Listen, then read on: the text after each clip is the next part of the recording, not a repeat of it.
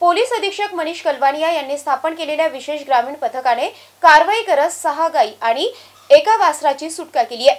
या प्रकरणातील 2 आरोपींना पोलिसांनी ताब्यात घेतलंय।